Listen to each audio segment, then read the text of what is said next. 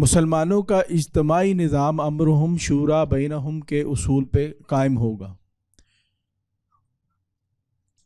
جب ہم بات کرتے ہیں اقامت صلاۃ کی یا زکوٰۃ کی، تو ہم دیکھتے ہیں کہ سیدنا صدیق رضی اللہ تعالیٰ عنہ نے زکوٰۃ کے منکرین کے خلاف باقاعدہ ایک مہم جوئی کی ہے۔ تو امرہم شورا بینہم جب ہم بات کرتے ہیں مسلمانوں کے نظم اجتماعی کے قیام کے لیے، اس میں اس کی کیا حیثیت ہوگی؟ اس میں زکوٰۃ نافذ کی جائے گی جیسے کہ سیدنا صدیق رضی اللہ تعالیٰ عنہ نے کی، اس کے اوپر ایک باقاعدہ مہم جوئی کی گئی؟ اور کیا نماز کے قیام اور اقامت کے بارے میں بھی قرآن یا حدیث میں ایسا کوئی حکم ملتا ہے؟ یہ سنت میں، قرآن و سنت میں ایسا کوئی حکم واضح ملتا ہے؟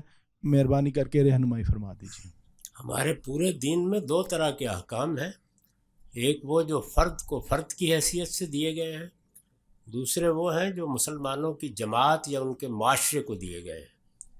یہ جو معاشرے کو احکام دیے جاتے ہیں، جب معاشرہ منظم ہو کر ریاست بن جاتا ہے تو یہ اس سے متعلق ہوتے ہیں۔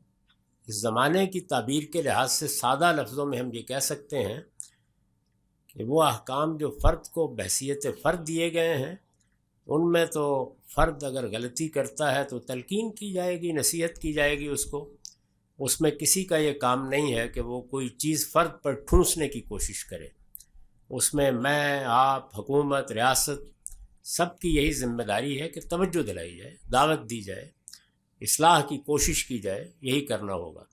وہ احکام جو معاشرے کو دیے گئے ہیں یا ریاست سے متعلق ہوتے ہیں، وہ 5 احکام ہیں، اور ہماری فقہ میں اس کے لیے بڑی اچھی تعبیر ہے، موقول الی السلطان، یعنی 5 احکام ایسے ہیں جو سلطان سے، سلطان اقتدار کے معنی میں استعمال ہوتا ہے، اس سے متعلق ہے۔ ان میں سے زکوٰۃ بھی ہے، یعنی زکوٰۃ ہی تنہا ٹیکس ہے جو مسلمانوں کی کوئی حکومت مسلمانوں پر لگا سکتی ہے۔ یہ تو اللہ تعالیٰ کی طرف سے طے کر دیا گیا ہے کہ یہ حکومت کا حق ہے، ہر مسلمان کو اپنی زکوٰۃ حکومت کے حوالے کرنی ہے۔ وہ اگر حوالے نہیں کرتا تو یہ بغاوت کا ارتکاب ہے، لہٰذا اس کے خلاف اس وقت بھی کارروائی کی گئی، اب بھی کارروائی کی جائے گی۔ نماز کے بارے میں بھی ایک سنت قائم کی گئی ہے، میں نے اس کی وضاحت کر دی ہے، یعنی نماز اگر 5 وقتہ ہے تو آپ اپنے علاقے میں، اپنے گھر کے قریب مسجد میں پڑھیے۔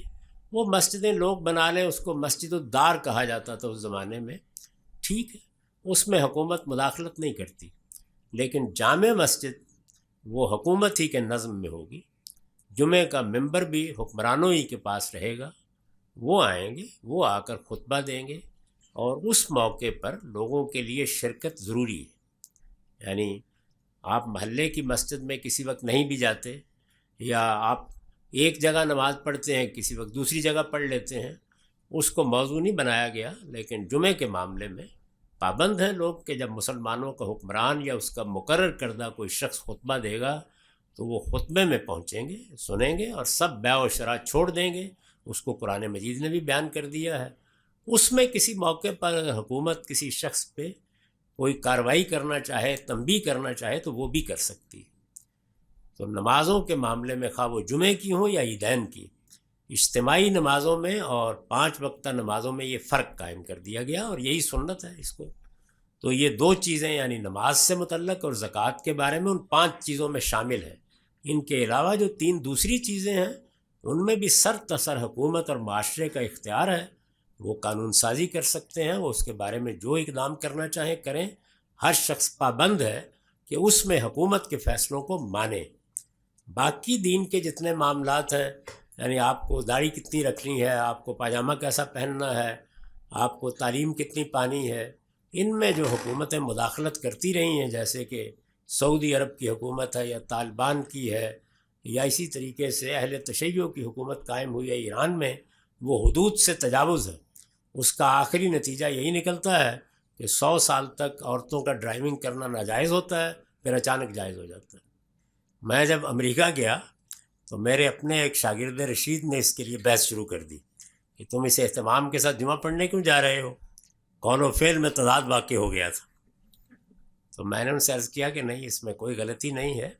میرے نزدیک اگر اجتماعی معاملات میں، دیکھیے پھر عرض کر دوں، انفرادی معاملات نہیں، اجتماعی معاملات میں نے عرض کر دیا کہ وہ طے ہیں، متعین ہیں. مثلا یہ کہ جمعہ کا انعقاد کرنا ہے، یہ میرا کام نہیں ہے، یہ اجتماعی معاملہ ہے. عیدین کا انعقاد کرنا ہے، رمضان کے چاند کا اعلان کرنا ہے، عیدین کے چاند کا اعلان کرنا ہے. اسی طریقے سے جہاد کا اعلان ہے، ایسے ہی حدود کا نفاذ ہے. تو جتنی چیزیں اجتماعی زندگی سے متعلق ہیں، اس میں اگر مجھے اختلاف ہو تو میں اپنا اختلاف بیان کروں گا، اس کے دلائل دوں گا، لیکن جو فیصلہ مسلمان کر لیں گے اس کی پابندی کروں گا. تو اس وجہ سے جمعہ پڑھنا ضروری ہے، لازم ہے، یعنی اس اختلاف کے باوجود لازم ہے. اس کو میں ایک بالکل واضح مثال سے سمجھا دیتا ہوں. میں اگر اپنی آنکھوں کے سامنے چاند دیکھ لوں اور رؤیت ہلال کمیٹی نے اعلان نہیں کیا تو میں چاند دیکھنے کے باوجود عید کا چاند روزہ رکھوں گا.